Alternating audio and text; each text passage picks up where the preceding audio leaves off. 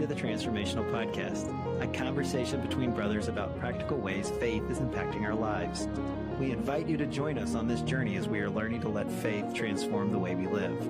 We are glad you are with us today and look forward to sharing our journey with you. Now let's jump in.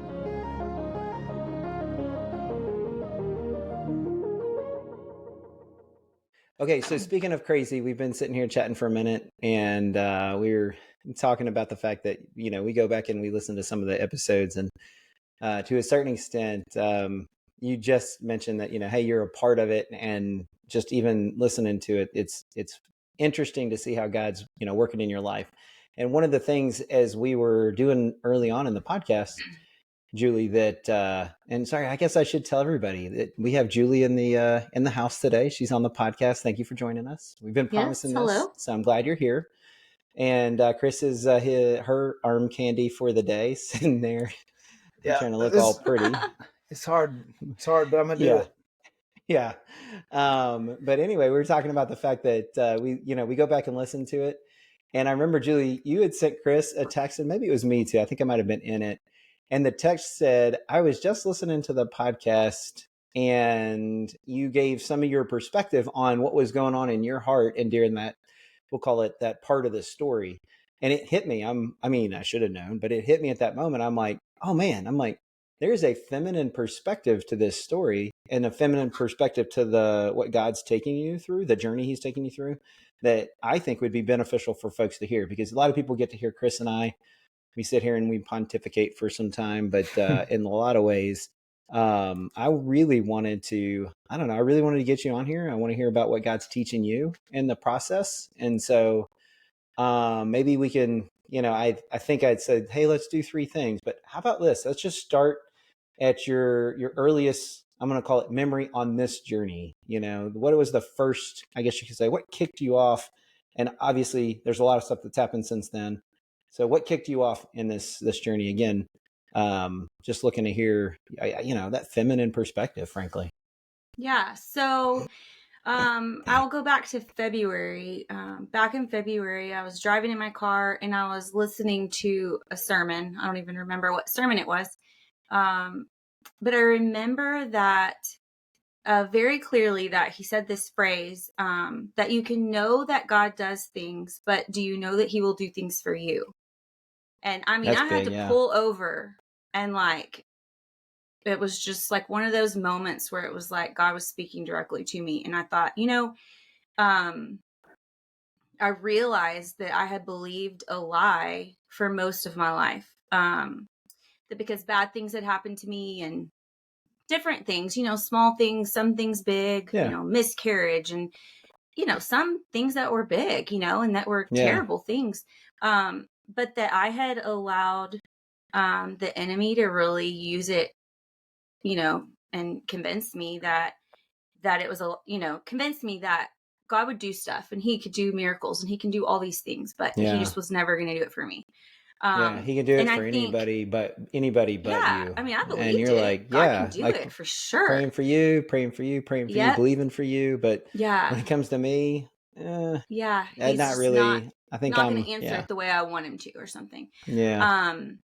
And so I think back in February, my first thing was just recognizing that I had believed that lie, and that moving forward, I had to rebuke that lie and just move forward in confidence that God will in fact do miracles for me too. That he can, and that he will. That is a common, that is a common thing. I think that's a common pitfall for a lot of Christians, a lot of Christ followers who, we tend to believe that God works miracles, or maybe we think he works miracles for others. And some people don't think he works at all, but that's neither here nor there. But a lot of real strong Christians, they think, hey, he can do this, but he can do this for anybody but me, or he won't do it for me. And it's almost like a belief without the faith that came with it. And so curious to hear from your perspective, as you kind of pulled off on the side of the road, and you're having that, maybe it's a conversation with God, conversation with the Holy Spirit.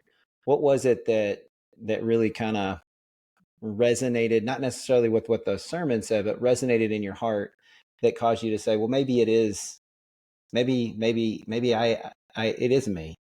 In other words, was there something else going on, or were you just kind of like, it just hit you in the moment? I feel like, I mean, we had just been praying and asking. There's been a lot that had been going on in the church and in my life and in our family. And I'd been seeking the Lord, just trying to see what what are we doing? Where are we going? Like, what are you wanting for us this year? Um, and I had been sick for a really long time. Yeah. And at that point, actually, I was like on a liquid diet and Oh yeah. doctors couldn't figure out what was going on. And I think it was just a moment of like, wait a minute, like, if I don't actually believe that he can do what he says he's going to do, then like, why would I get better? Like, I'm not even trusting him Yeah. with this portion of my life. And I think it wasn't just about healing, but I do think it went along with healing. And then what I didn't know was where God was going to take us over the next, few months after that. And Yeah. I think he was showing me in that moment, it was like, okay, this is about your healing, but this isn't just about your physical healing. This is about what we're about to do, what we're about to go through. And I think he was just preparing me at the time because I didn't know what all was to come. Yeah. Right. And I think it was just like showing me that, like, Yeah. So God actually, you it's kind can. of funny. God actually like, and I think this is important for other folks to kind of realize, because you have this moment where you're going down the road and you have God almost peek in. I've heard it called breakthrough. Yeah. And there's a book. But anyway, he kind of breaks through and he just almost without you even knowing what's coming says, hey, and I love the way God does it, right? Because God didn't like slam you over the head with it. He Mm-hmm. basically peeked in and said, hey, this could be, I'm talking to you. This could be you. Like you could Mm-hmm. be there. And it reminds me a little bit about a passage in, I think it's Mark Mark 9. 9. Yeah. Yeah, and Chris, you know what I'm talking about. So why don't you want to Well, pontificate on that, or you want me to hit it for yeah. a Yeah. second? No, I love it. And then you can fix what I said wrong. But I love that story because it's the story of the man who brings his son to the disciples. It was who'd been tormented by an evil spirit since he was born, and he brought him to. It actually says when the story picks up that they were overwhelmed with awe and they ran to greet him. And Jesus asked, "What's all this arguing about?" One of the men in the crowd spoke and said, "Teacher, I brought my son to your disciples to get them to heal him." And he kind of goes on about all the symptoms, the issues and problems. And he says, "So I asked your disciples to cast out the spirit, but they couldn't." And Yeah. so Yep. Jesus' response, I think, is so great because he goes, "You faithless people, how long must I be with you? How long must I put up with you? Bring the boy to me." Which I like it because I don't necessarily see Jesus. I don't feel like he's as angry with his disciples as it seems. I think he's more frustrated that he's looking at his disciples and going, "No, I want you to be able to do this. The problem is you don't recognize that you can. You Yes. haven't bought in. You haven't bought Absolutely. into the fact that this is what I've intended for you. This is Yeah. beyond just the Father, right? This is Yep. saying, my disciples, I've given you this, but you don't recognize it." I think he's frustrated with that. And so it says they brought the boy to Jesus. And if you'll notice there in verse 20, it actually turns up the heat when the evil spirit sees Jesus, which I think is important because often before a breakthrough, the enemy turns up the heat. And I think people need to hear that. If you start moving towards Jesus and towards his direction, know that the enemy is not going to be like, "Oh no, here it comes, we better quit." No, the enemy is Yeah. going to turn up the heat. I mean, that could have He been a doesn't. moment Yeah. for the He dad to doesn't want. go, "Yeah, go ahead." Yeah, I was gonna say he doesn't want that, right? And Right. so Right. his desire is to make you want to just quit. Yep. Frankly, to make you Yep. want to not go there because it's Yep. easier not to. Because, So anyway, the well, dad. because the response that he wants is, "Well, we started going towards God, but things just seem to get worse." I'm telling you, Robert, I've seen it time and time again. It's like, well, we turned to God and started going towards his direction, and things got worse. And so Yeah. we quit. Well, that's the enemy. That's what the enemy wants. And so he turns to Jesus and said, have mercy and help us if you can. And Jesus' Yeah. response is so interesting. He says, what do you mean if I can? Or your version says, Mine says, if I can, question mark, almost incredulous, like, don't you know who I am? yeah, are you serious? Have you not followed me up into Yeah. this point? And I Yeah. think one of the things that you didn't totally miss, but you did skip over, but I think I want to go back and grab it, is part of the frustration with the disciples is he had already sent them out. So they had already gone out, done the whole heal the lame, cast out spirits, and everything else. So in a lot of ways, this isn't their first rodeo. This isn't their first a time with, casting out an evil spirit. So when he's asking that question, because later on in the story, and I'm skipping ahead a little bit, the disciples grab him later on and go, hey, why weren't we successful? Because they just did what they always did. Of course, Jesus lets them know what was going on there. But you're right. To get back to where we're at, the Father says, if you can, and Jesus says, if I can, like, are you serious? serious? And then his response is, anything is possible if a person believes. And I think that's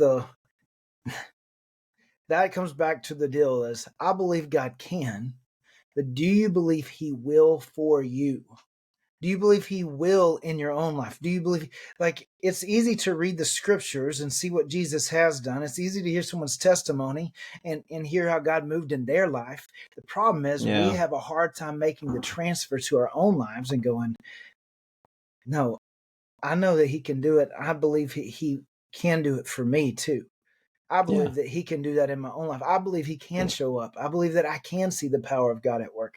The problem is it's so much easier to sit back and see, yeah, I believe he can in their life. But it's hard for me to imagine because of, honestly, Robert, it's our feelings, right?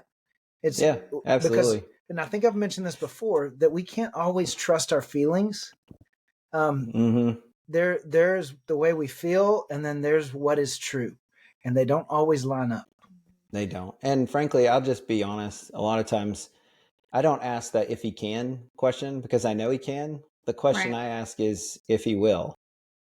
And so there's a lot of times because, we tend to sort of spiritualize it and say, well, if it's God's will or whatever the case may be. And there is, I'm going to say some credence to give to that. In other words, there's some validity to that question.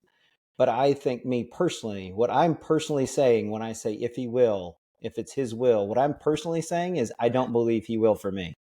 Yeah. And so part of it is I use it as a guarded way of saying that he can and will for others, but probably not for me. And so Julie, back to kind of where you're at in that car piece, God basically steps in very gently. And in the way God does, through his still small voice, he begins to change your core belief, right? In that core belief of he can and he does for others, but maybe not for me. Mm-hmm. And so if you have anything else there, that's fine. If not, I'm just curious, kind of what was the next step? Because God has been, he's now, it's kind of funny if you think about it. And we've never really talked about this. He kind of like started you on a journey. Like that was the beginning. No. Yeah, exactly. Yeah. So that was February. Fast forward to April 2nd, I woke up and I just felt like the Lord just in my spirit was like, get your house ready to sell. And Chris and I had talked about this like a little bit before that. We'd kind of been like just talking about, maybe we should try, maybe we should, just kind of talking about it, but we didn't have a plan. In response to what God had said through a friend of ours, said, hey, I think it's time and for y'all to begin looking for your next step, your next place to live. Like, wasn't totally unprompted. Yeah, we've been talking about it. But God had used someone else in our life to kind of help prompt that, and we just began praying. And then, if you've heard the story, But this is Yeah. her talked side about of the it. story. Yeah. So She my woke up. side Yeah. would be that we had kind of talked about it, but there was not like a real plan or anything. And we were just praying about it. And I felt like God was like, okay, get your house ready to sell. And Yeah. so Now, had you been looking at this point, or y'all just no, this was I hadn't. y'all? Mm-mm. Yeah. Okay. Nothing. Now, did you jump up and be like, "Hey, Chris, guess what? I think we should get our house ready to sell," or did you? Is your I internal? did tell him, like, I think we're supposed to Yeah. get it ready to sell. And I kind of think, you correct me, I think he was like, oh, well, I felt like God told me that yesterday. So I was like, well, great. Yeah. Then we're supposed to get our house ready to sell. We hadn't talked about it.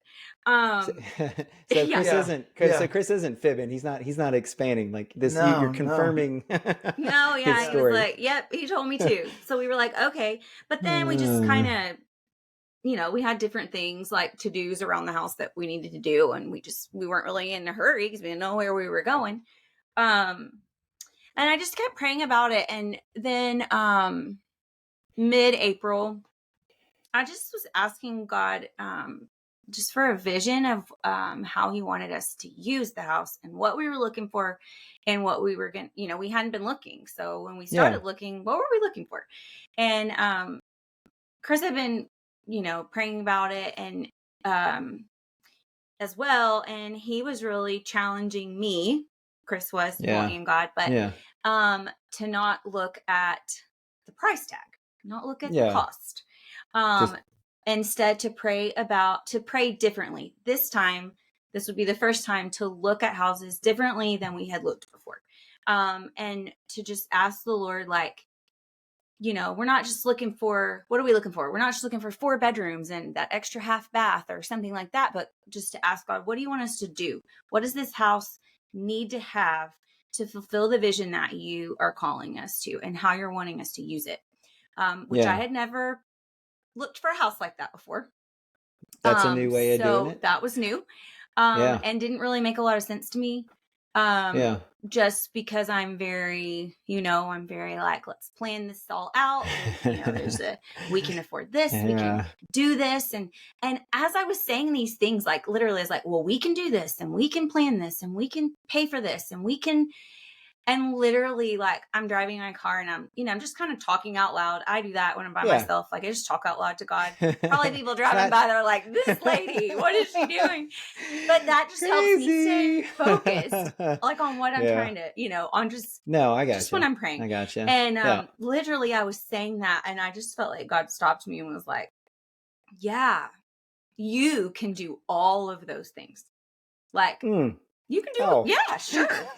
Do it, but it was like, oh, wait, okay. So, I can do all these things and we could put our house on the market and we could sell our house for a certain price and we could look for a house in that budget and we could do all of these things. Or this time we could do it differently and we could ask God what the vision was and we could look for a house with the vision that God had given us and then see what he does. See what he wants to do, and in the end, say God did it, whatever it was, like wherever it ends up being, that we could say we did it or we could say God did it. And that's a much better story. So I got a question changed. Yeah, go ahead. Yeah. So it's kind of funny. And I just wanted to get through all of the thought process because you explained some of it. Chris gave us some of his, how he like sits and seeks a vision or seeks not a vision, but it seeks God's input into the vision that he has for him.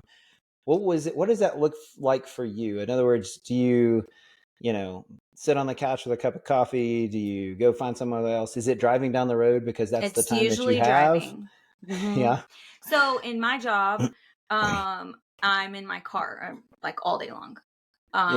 And good chance a lot of days it's like an hour nonstop, span. And so used to I'd listen to the radio and I would, whatever. And now it's like the perfect time for me, to pray and try to ask and try to actually listen, which is harder to do when you're at home and your kids want stuff and you're at sporting events and you're going, everybody has there's a lot, in your day and in your life. And so I don't have a lot of time that's quiet except for when I'm You by just myself. you can't get Chris to stop bugging you. No. He's like a puppy. You gotta throw him outside every now and then just to get a moment of peace and quiet. Yeah. Yeah. So, yeah. So for me, it's in my Uh, car usually. Not always, yeah, but that's a yeah. really lot of That's a good times where I place to feel do like it. God speaks. Yeah, I mean, I haven't told too many people this because it hasn't been relevant or come up, but it's kind of funny. In a job I did probably a little over a decade ago, I had a little bit over an hour to drive. It was over a decade ago anyway. I had over an hour to drive one way, and it was an hour drive back. And every day I spent that first 30 minutes in both prayer and seeking the Lord. And part of it was I would seek the Lord for wisdom for the day. I'd seek the Lord for whether it was in prayer for a family member or prayer for a friend or whatever. But I spent every day because I had that time, and I just used that time wisely. And so I think what you are doing, are doing, that is a if for our friend who listens and spends a lot of time in the vehicle, which a lot of our friends do. That's a great I guess you could say opportunity Yeah. to I don't know, turn off the radio or turn on a worship song or whatever, and have time to interact with the God and Holy Spirit. Yeah. Yeah. So anyway, you're driving down the road. God says, and I love it may be the title of this this episode. Frankly, maybe you should do it. Maybe you can do it differently. Maybe the title is doing it differently. But anyway, Yeah. Chris and I'll talk about that later. And so you I don't know, you probably took someplace to stop and write it down, right? And so you just start writing down what In it my is phone. that you That's think. typically the easiest place. Yeah, and Yeah. whatever comes to mind, right? Yeah. And I did like at the time, I was like, okay, God, like, what do you want us to use this for? I mean, the good thing is, like, as far as that goes, is Chris and I had talked for like a long time. I mean, we did student ministry, and I say we. He was a student pastor, but any wife that is a pastor's wife knows that if your husband's in it and it's in student ministry, that you're in it. Especially if you want to see him ever. Yeah. I mean, yeah, I was in it. My kids, like grew up, in student They ministry. did. And we just we knew how important it was for those students to have a place and have people that would love on them no matter what, because their home lives were just a Yeah, wreck. not fun. And Yeah. so we kind of the Lord had already worked just in us over the years of knowing, like, when our kids were that age, like, what we wanted for them, what we wanted, not just for them, but like what we also wanted for their friends, what we Right. wanted So for. you're seeing the opportunity Yes. to take whatever that environment is, and have your son's friends over, and honestly do kind of like student ministry again in a lot Yeah. of ways, Yeah. which is something that we grew up in, at least on our side of Yeah. the Y'all did. Yeah. in our house. That's something we grew up in. Yeah, and that's what they grew up into, because her dad, for a good part of her life, was a student pastor too. And Yeah. even after he was no longer a student pastor, they still had the same kind of situation at their house, where they wanted it to be a safe haven, a place where kids wanted to be, and so that's I think God aligned our hearts with that just naturally for that reason. Yeah. That's good. Well, Julie, out of curiosity, so you write your vision down, Yeah. and Chris has already kind of given us that he's written his vision down. When y'all sat down and you compared visions, did you have alignment, or were they complementary in nature? In other words, did you get a full picture, or did you bring alignment, as you both had basically the same picture? And I ask that from just almost a marriage perspective. You Yeah. obviously have the Holy Spirit. He does. And the Holy Spirit, as I'd like to say, will speak to you as well as he speaks to Chris. Same thing with me and Hillary. So how did that look? How'd that work out? You sound like you're about to say something. So let me just start out by saying my version was in black and white, her or grayscale. Her version was okay. full color HD vision. Mine, I gotcha. mine was, Yeah. Chris, So is that to answer your question, so they very much aligned. Yeah. But his was very like broad, sort of like Yeah. big rocks, real big rocks. Big rocks. His Big was rocks. very broad of like, this is what I want. He had some more broad things, and I would say mine was like pages of I gotcha. like very specific details, like, and very specific reasons for each of those things. And so when I say like very specific details, it wasn't like we need 3 full bathrooms and Right. but it was very This is what we want to be able to do. this is what we want to be able to I gotcha. do. So Yeah. if the house has something, we were looking for certain things in the house that would allow us to do these certain things that we wanted to do. And it really wasn't just about our kids. I would say that's like, as a mom, that's one of the highest things on my list, is being able to provide that environment for our kids and our kids' friends to come over, because they are in that age now. Like next year, both of my kids will be in middle school. Like, didn't know that could happen. And I'll like take this minute just to say, But- and everyone can pray for us. Yes, everyone Right. can pray for us. We need it desperately. But it was also about things that we could do, for other adults, like having we have a life group, and we wanted, at the time we had it at our house, and then we were like, sorry guys, now we have other people that have graciously like hosted it, but life group and just other like adults and gatherings and things where we could just bless people. And that's really, we just started looking at it differently. And there's other pieces too. There's other pieces, but looking at how we could use it for his glory and not just for what we wanted in a house, if that makes sense. Yeah, I think the key, if I were to call like a key foundational piece of this part of the story, is the fact that God, 2 things actually. I might actually get 3 out of it, but we'll go with 2 for now.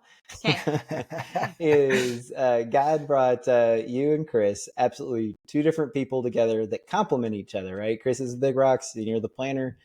Together, you guys make a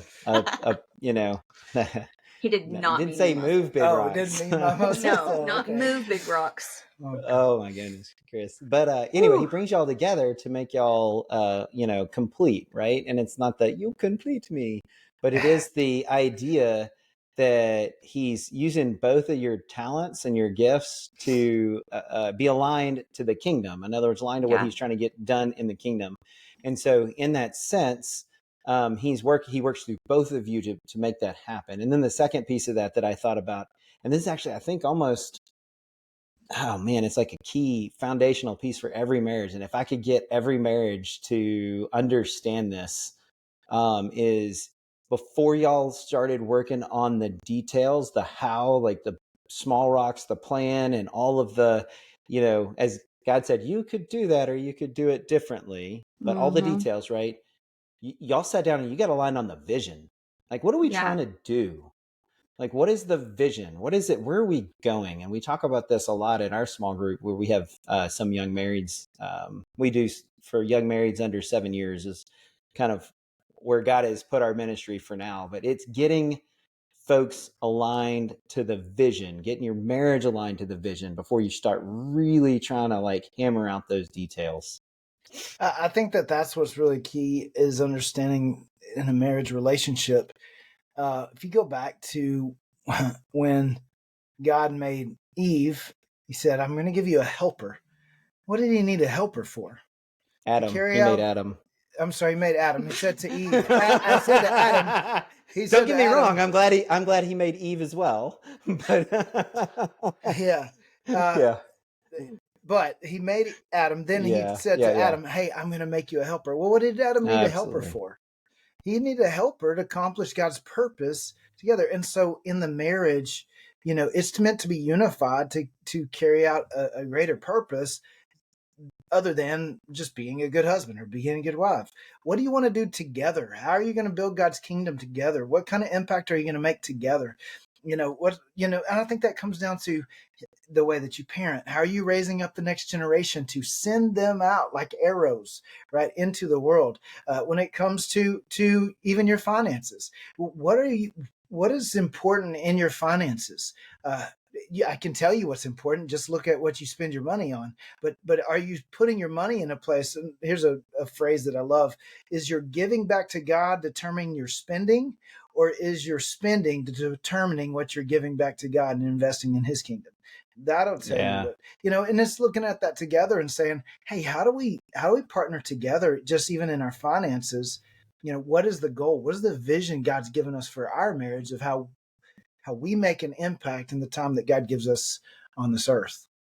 Yeah, and I think that's one of the core pieces of that. And it's funny. I think we could keep going. Although right now I think we're at about 30-ish minutes, and I think maybe we break this into a part 1, part 2, if that's okay with you guys. Yeah. Partly because not because I'm trying to keep people around for a part 2, but because I want to make sure that we stay true to the kind of that core spirit of trying to get done and somewhere between the 30 to 35 minute mark. And that's something that Chris, you and I have talked about early on. And so for our friend and friends who are listening and you're like, what? No, don't worry, there will be a part 2. It will come next week. We might actually continue talking, frankly, and I may just break this discussion into, but I think for the kind of the purpose of where we're at now, I'd like to wrap us with the idea that a couple kind of key pieces is that the Lord, Julie, used that moment on the side of the road to break through. In other words, to say, hey, and I love it because it's the thread that kind of pulls through your entire story. He breaks through and he says, hey, it can be for you. Maybe Yeah. you should believe differently. And then And you start, it can be for everyone. That's like the thing, is absolutely. it's like, but you have to personalize it. Yeah. And then he says later on, yeah, you could do that, or you could do it differently. Yeah. Right.